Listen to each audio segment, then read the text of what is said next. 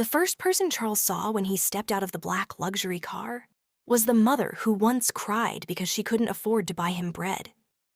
And when the villagers realized who he was, silence covered the entire street. Because 10 years ago, they laughed at him for being the poorest boy in the village. But nobody knew the real reason he came back. Rain poured heavily over the small village as Charles slowly walked down the muddy road where he once ran barefoot as a child. The same broken houses, the same old trees, the same people staring through windows. But Charles was no longer the skinny boy everyone pitied. Now he wore an expensive black coat, a silver watch worth more than most houses in the village, and arrived in a car nobody there had ever seen before. Children pointed at him. Old men whispered. Women looked shocked. Who is that? Some businessman? No. Wait. Then one old woman suddenly covered her mouth with trembling hands. It's Charles. The entire street froze. Years ago, Charles had been the poorest child in the village. His father died when he was only 11. His mother worked day and night washing clothes for rich families just to keep him alive. Sometimes they ate only dry bread and tea for days. At school, other children mocked him. Poor Charles. Look at his shoes. He'll never become anything. Those words followed him everywhere. But there was one person who always believed in him.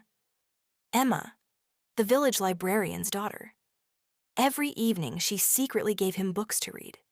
You're different, she once told him softly. You were born for something bigger.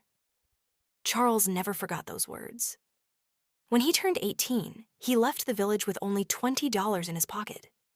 No connections, no family, no help. For years, life crushed him. He slept in tiny cold rooms, worked at construction sites, cleaned restaurant floors at night. There were days he cried alone from hunger. Days he almost gave up. But every time he wanted to quit, he remembered his mother's tired eyes and Emma's voice telling him he could become more. Slowly, everything changed. Charles started a small delivery business with an old borrowed truck, then another truck, then 10. Years later, his company became one of the biggest transport businesses in the country.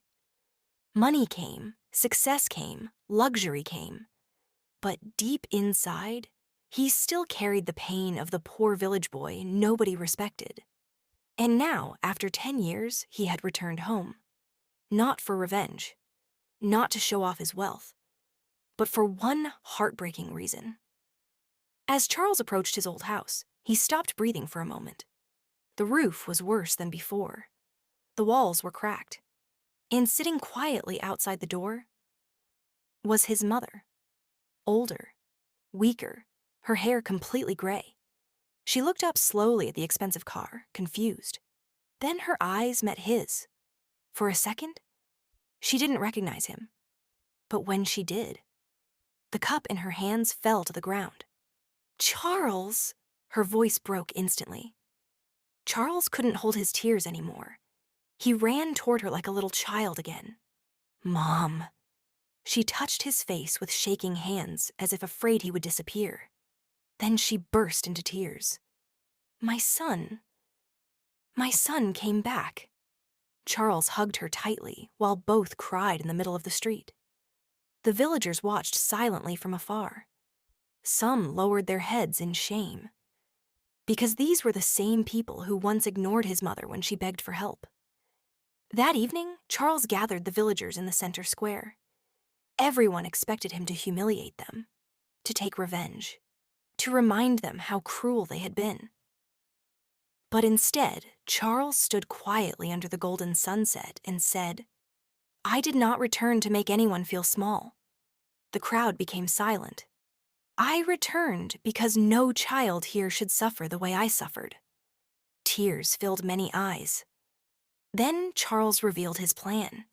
He would build a new school, a free library, and homes for poor families. The village exploded in shock. Even the men who once laughed at him started crying quietly. But there was still one person Charles had not seen: Emma. Late that night, Charles walked toward the old library. The lights were still on. And there she was, standing beside the same wooden shelves where she once handed him books. Emma looked at him with watery eyes. "You really came back." Charles smiled softly through tears. "You were the first person who believed in me." For a moment, neither spoke. Years of memories filled the silence. Then Emma whispered, "I knew one day the whole world would know your name." Charles looked at her gently. "No," he said quietly. "The only person I wanted to make proud was you." Emma began crying instantly. And under the soft village lights, after 10 long years apart, they finally embraced while rain slowly fell outside the windows. The poor boy who once left the village with nothing had finally come home.